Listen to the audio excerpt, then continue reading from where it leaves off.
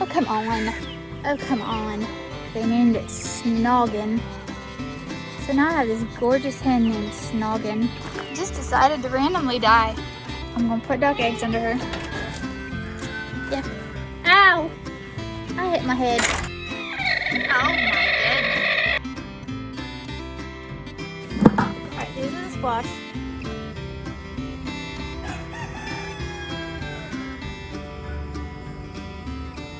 Hey y'all, Amy here. Welcome back to the farm. Today has been a busy day.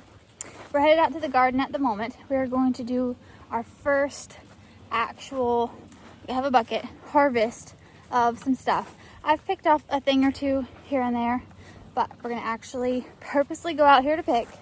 The other things I picked was just because I saw something, I grabbed it. But, oh my goodness, it has been a hot day, y'all, a hot one. I trimmed goat hooves today for friends and for friends again and here. And look at this. Look at this. Isn't it beautiful? It's so beautiful. Okay, we had so much rain that there's some things that are yellowing pretty good, but it's beautiful. It makes me happy out here. Anyway, how are y'all doing today? You had a good day? Is it warm where you are? Right. We're gonna have like record highs this weekend, y'all. Record highs. I'm gonna set you here and let's see what we get off some squash plants here. Whew. So sometimes I get ones that have blossom end rot. We throw that out there. But the majority of the time, go away, bug. We get some pretty squash. This is the yellow crookneck squash. And we have a couple of these that are ready. One, y'all, if you do not pick them fast enough, they get past ready real fast. That one's on the verge of being too ripe. I like them. I'll show you real quick. Can you see how this is nice and smooth, the skin of it? This is all bumpy. I'm gonna zoom in here. Smooth, bumpy. I like to pick them at this stage. This stage isn't horrible, but once they go from this light yellow to more darker yellow, then they're too ripe. And that can happen really fast. All right, we're not gonna spend this whole video in the garden. I'm gonna show you animals and stuff, but there's another one. But I'm gonna tell you a few things while I'm picking, and then we'll go. Thing number one. Okay. So, thing number one is that I know how many eggs are under Peacock Daphne. Anybody want to guess? You want to guess how many she had? So, keep in mind that 2 of the eggs were not in the spot that she's setting in because she had begun laying or was in the middle of laying when I pinned her up and I didn't know it. Remember that? So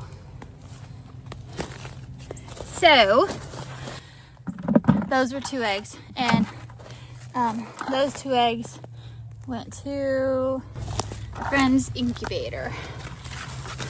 So, how many times have I said so? How many eggs? Any guesses? Any guesses? There's actually 4 eggs. One of them was broken. I don't know what had happened. What I'm assuming had happened was that when she was laying them a little long, like in between setting them or laying the eggs, because they'll lay, go a day or 2, lay again, and they lay until they have a clutch, and then they'll set on it or sit it. I say set it, sit it, whatever. And there was probably a time where something happened and she was getting on or off, or I don't know, chicken, who knows. But one of them was cracked. There's 3 good eggs. 3 good eggs. So she's been sitting regularly. She gets off in the morning. She comes. She's this big, broody peacock, and she screams a lot. And she gets off the nest, and she'll come and eat. And she's mean to everybody. It's hilarious. She's chasing and picking at the cats, and she's chasing at the chickens, and she's all upset. She's all frustrated, and she'll eat, and then she's like squawking and making her holler and stuff, and then she runs off and gets back on the nest after like 10 minutes. So yeah, she's sitting, and I said it again. She's sitting, and I think we're gonna have babies. 3. Alright, these are the squash. I just got a few of those. And now it's gonna be windy. And the zucchini I picked yesterday, so I don't have any of that. But we're gonna go through and we're gonna look at cucumbers. I'm not gonna pick cucumbers. I was going to. There's a few that I'm gonna pick for fresh eating because they've gotten a little too big. This. So I saw a question on a group about the cucumbers, and they wanted to know when you pick them. And they were asking if you wait for a cucumber to get fully green and the spines to come off so that it's smooth and green before you pick it. And no, that's not what you do. So a cucumber will, the more like yellow and white it gets, the more overripe it is. This is too big. It still had spines on it. This variety will have spines, the pickling cucumbers, and most cucumbers do, and they just wipe right off. There's larger varieties of like really dark green, like English type cucumbers and Japanese cucumbers, things like that, and they will have the smooth skin and be solidly dark green. But most cucumbers that we grow around here are going to look like this, and you're going to want to pick them. Oh my goodness. See, I just looked down here. I was like, oh dear. The more white they get, the more overripe they are. The seeds get larger. They're not as good. Obviously, this is way too big for pickling. I went 2 days, y'all, 2 days without looking at them. And now here we are with 2 big cucumbers. So what I do when I have cucumbers that are larger, that somehow either got missed or not picked soon enough, and they are not ideal for pickling, what I do is I turn them into a relish. I'm gonna put a video in the description of one of the relishes that I make. It's a dill jalapeno relish. But when I make a relish, what I do is I slice the cucumber in half lengthwise, and then I use a spoon and I scoop out the seeds because they get really big and overripe cucumbers. And then I have just the flesh, and that's what I use, and that's what I put in a food processor to chop to make a relish with, without any seeds in it. That's what I do with my bigger ones. Just because they're big doesn't mean you can't still use them. And that's what I do. I make a relish with them. And my kids eat them fresh. My kids love cucumbers. So I'm gonna go through here and I'm gonna see how many 2 ripe large ones I have. And I'm gonna pick those just for fresh eating. Now, when I'm ready to pick them for pickling, I want to pick them right before I pickle them, because the crisper and fresher the cucumbers are, the crispier your pickles are gonna be. So you don't want to get cucumbers and then wait and pickle them like a couple days later. So that's why I wasn't able to for the past couple of days to come out here and pick anything, because I didn't have time to pickle anything. But tomorrow, I can't do it tomorrow. Tomorrow I have, nope, I might have to do it the next day. Might be 2 more days. So yeah, it's a good thing I'm picking all these big ones, because we'll eat those fresh. And then we'll get on to the pickling and the relishing of the pickles. Not the pickles, the cucumbers. You know what I'm saying. Okay, I'm gonna set you over here. I'm gonna do like a little time lapse thing. And I'm gonna go through and see how many giant cucumbers I have. Here we go.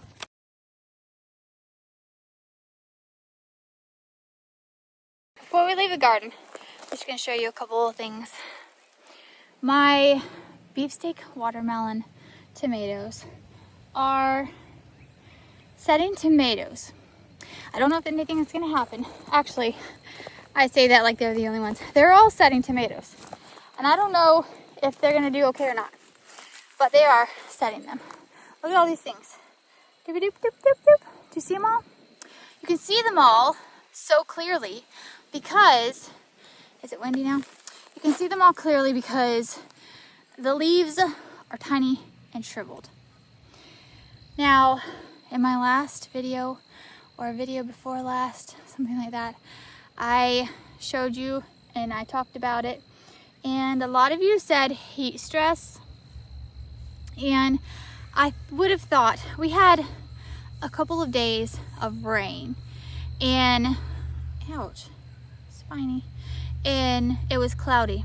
For days it was cloudy. It wasn't solid raining that whole time, but it was cloudy. It wasn't super hot. It was nice, and they didn't improve. Like, there's no improvement to the curling of the leaves. And so that's why it made me question whether or not it was actually heat stress that did it, because it was cool and it wasn't sunny for days. So I don't know. It's really weird sometimes when I'm videoing and there's people around, like the Amazon person just pulled up. They were looking at me. I'm like, yeah, just out here in my garden talking to myself. All's cool. Bye.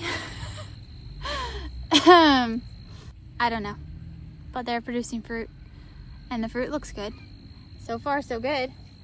I have not, this is the point I've gotten to before. Okay, in the past couple of years, I have big, beautiful, healthy plants usually. And my fruit is what suffers. My fruit gets green like this. Okay, we're gonna go back here to, I'm gonna show you this. Okay, my fruit gets, I'm gonna turn you around. Okay, it gets this green, nice, lovely, okay, all well and good. And then it starts rotting, and it's not always blossom and rot. You can't always see it. It's like, it'll be green, but in the skin, it looks like there's like bruising or something. You cut it in half, and the center is rotten. Even though outside, usually everything looks fine. It's not the blossom and rot coming from down here. It's inside is where it starts to rot. And then it'll, if it sits for long enough, it comes through. But usually I would see it like all the spottings that looks like bruises. And then when I cut it open, because I'm like, what in the world? It's rotten on the inside. I don't know. That's what's been happening to me. So you would think that would be a deficiency of some kind. If you know, feel free to share, because I struggle with tomatoes quite a lot. All my poor stuff is so yellow. We got so much rain. Now it's just like, okay, that's that. Oh, wait a minute, I have to show you this flower. Okay, first of all, these are my favorite type of flowers. Rephrase. These are my favorite type of zinnias. Okay, this zinnia flower, I have told you in the past, it's called a cactus zinnia. And this is my favorite color, cactus zinnia. I'm going to put in here a clip of it earlier because it was really pretty and had a butterfly on it. So watch that real fast.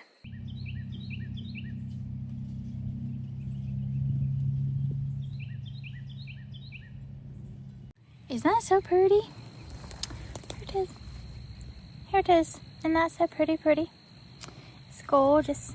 Gorgeous. Come look closer. Isn't it just beautiful? They're so cool. And then I have another cool looking flower over here. Look at that one. Isn't that so cool? Look at the coloring on that one. And, oh, hi. Look. Hello, spider. Oh, she's a little bitty fella. Does not want to focus. Little fella. Those things like the zinnias. Okay, we're gonna go to the animals now. But one last thing. Look. Beans. They're growing. It's almost time. Now, let's go over here and look at some animals. I don't really have a lot to say about animals.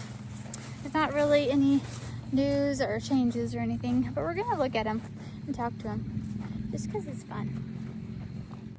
This side of the farm over here is where I had the buck pen, or I have the buck pen, and I told you that I was going to be transferring the goats from one side, which is behind you, to this side over here.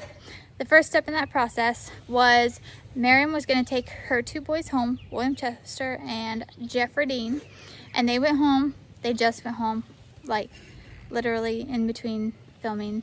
You missed it, but they went home. So now I have Tobias out here by himself, and he's going to move to a little pen over there where the little bucks are, and we are going to redo this whole thing. Not the fence line, but the stuff inside it. The housing, I'm gonna step into the sun here. The housing, the water, shade cloth areas. Now it's gonna be windy. All the things. Let's go over here. Can you hear me? Okay. Oh, let's go Duke. Duke! So, that is a project for tomorrow. And then all the goats are gonna move over there. Duke is dancing for nobody. Dude, your wife is not here. She's making you babies, dude. Making you babies, look at that. And that's one of my favorite chickens right there. Her name is Cheese. My niece named her. She's so pretty. Let's see, where's the other one go that I was gonna show you? Where'd ice cream cone go? There she is. I showed y'all ice cream cone last time.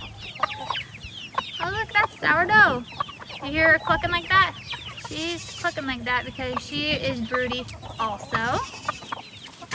Yep, so many broody hens. So many broody hens. Alright, they're ready for chores. They're like, eat now please. Oh, that's another one of my favorite ones. That one right there. Isn't she pretty? Her name isn't pretty. The kids, when it was a chick, they named it Snoggin. So now I have this gorgeous hen named Snoggin and another gorgeous hen named Cheese. But you know, it is what it is. Look at all the birds. So many birds. So many, many, many birds. I know, y'all ready to eat. Y'all ready to eat. They say snack time, please. Oh, while we're over here, I just have to show you all this real fast. This is my Everglades tomato. It just decided to randomly die. Why is it dying? I don't know. Seeds are coming up, but it's dying. Things happen, don't you know? Okay. So, we're gonna go in here for just a second. Just for a second. Hi, baby. Hi, baby. We are currently... Never mind. I was gonna say, we are currently all good as far as health of goats go. And then I look up and I see Willow with a runny nose. Willow. Oh, come on. Oh, come on. Here's Annabelle. Hi, Annabelle. Hi, Annabelle. Do you want those leaves up there? Let's get her some leaves.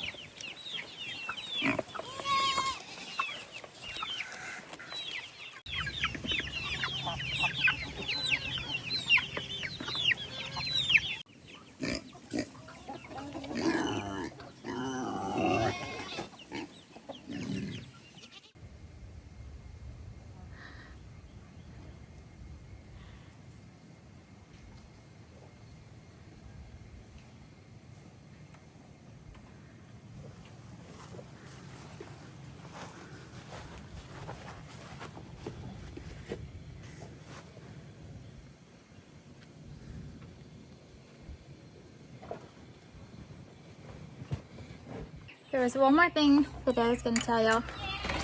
We're going into the chicken coop here. So, all these ladies that are setting eggs here, I'm going to show you who one of them is. Y'all know who that is. That's Pickles. Pickles has just gone broody again. I told you she would. I told you it wouldn't take long. How you doing, Winifred? Oh my goodness, yes. It's so bad. But, okay.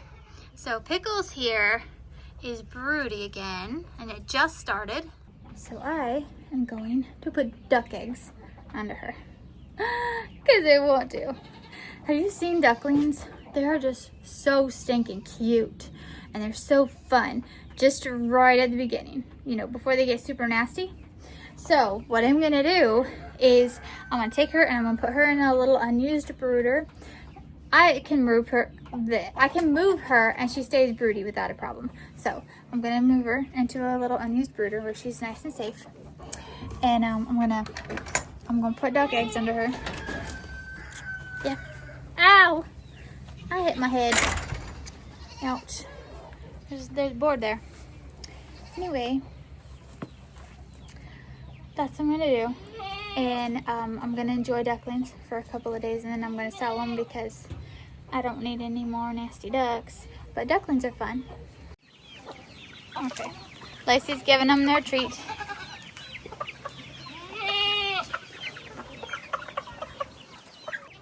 Just a few. I just have a few. There's another one out there. There's Shirkendoodle. And uh-oh, Lacey Daffodil is stuck. She's stuck on the other side.